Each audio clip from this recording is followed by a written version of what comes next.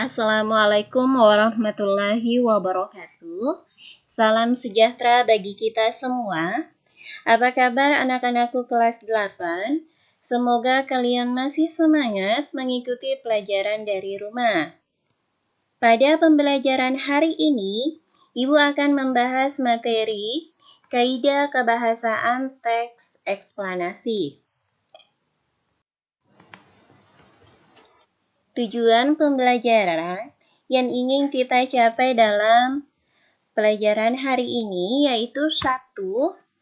Siswa dapat menelaah kaidah kebahasaan teks eksplanasi. 2. Siswa dapat menyajikan teks eksplanasi.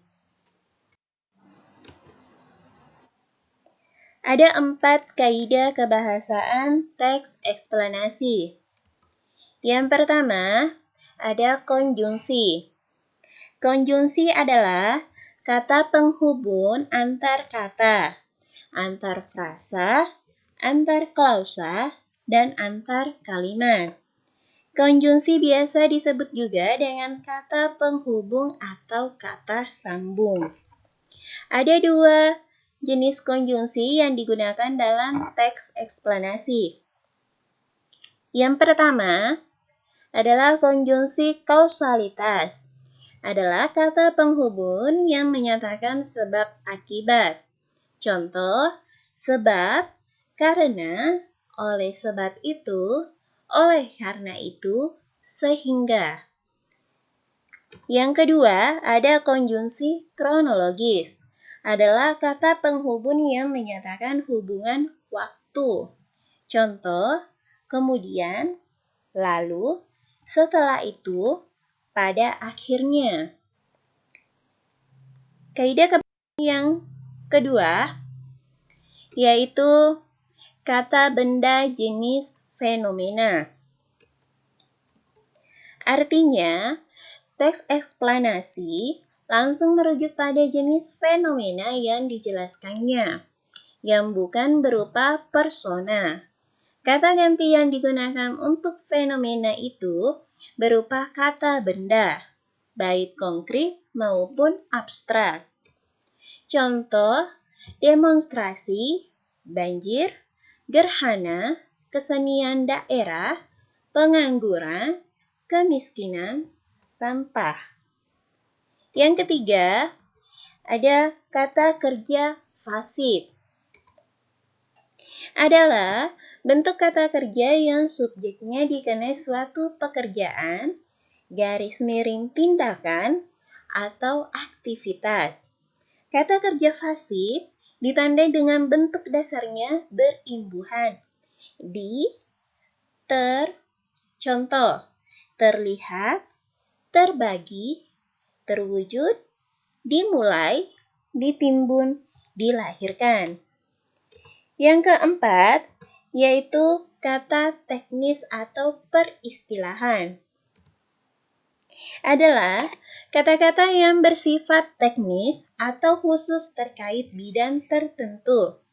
Contoh, sampah merupakan barang atau benda yang sudah tidak digunakan lagi, yang keberadaannya sangat mengganggu kesehatan masyarakat sekitar. Sampah dibagi menjadi 2 jenis, yaitu sampah organik dan sampah anorganik. Kata-kata yang bercetak miring merupakan kata-kata teknis yang berkaitan dengan sampah.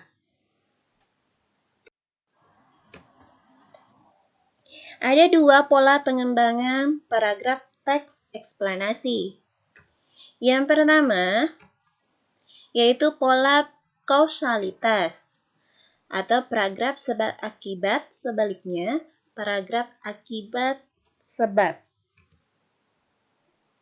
Dalam pola sebab akibat ini, sebab bertindak sebagai gagasan utama atau ide pokok, sedangkan akibat sebagai rincian pengembangannya atau gagasan penjelas yang menyertai gagasan utama. Sebaliknya, dalam pola akibat sebab, akibat berperan sebagai gagasan utama, sedangkan sebab menjadi rincian pengembangannya. Yang kedua, ada pola kronologis. Pola pengembangan kronologis merupakan pengembangan paragraf dengan urutan waktu. Kejadian-kejadian yang disampaikan sesuai dengan urutan waktu.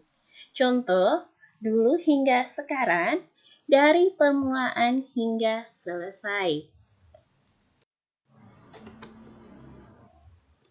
Langkah-langkah menulis teks eksplanasi. Yang pertama, kita harus menentukan tema atau topik yang akan kita tulis dalam membuat teks eksplanasi. Yang kedua, menentukan tujuan teks eksplanasi. 3. Mengumpulkan data. 4. Membuat kerangka teks eksplanasi. 5. Mengembangkan kerangka teks eksplanasi. 6. Menyunting teks eksplanasi. Tugas.